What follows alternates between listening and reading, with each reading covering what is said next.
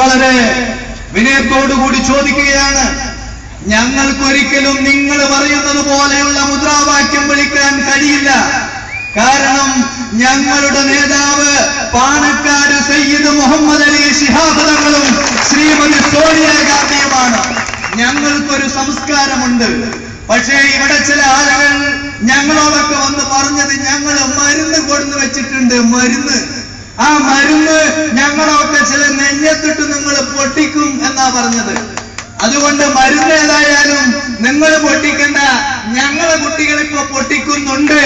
അതുകൊണ്ട് നിങ്ങൾ കൊണ്ടുവന്നു വെച്ച മരുന്നുണ്ടെങ്കിൽ ആ മരുന്നിന് കുറച്ച് നെല്ലിക്കയും കൂടെ തിളപ്പിച്ചിട്ട് നിങ്ങളുടെ KT ജലീൽ MLAക്ക് തലക്ക് തേച്ചു കൊടുക്കണം.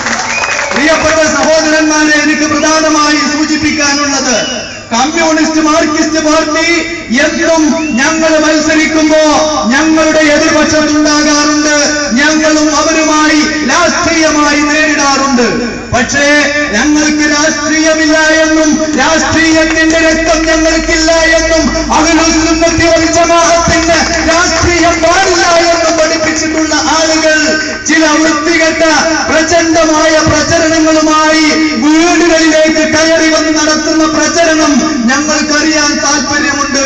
ചില വീടുകളിലൊക്കെ നിങ്ങൾ പോയി പറഞ്ഞത് ഏത് ഫത്വയിലാണെന്ന് ഞങ്ങൾ ഇന്ന് അത്ഭുതപ്പെട്ടു പോവുകയാണ്.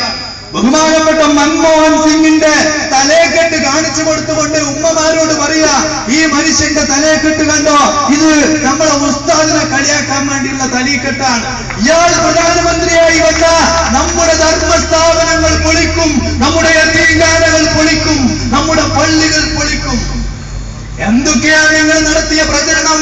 അവസാനം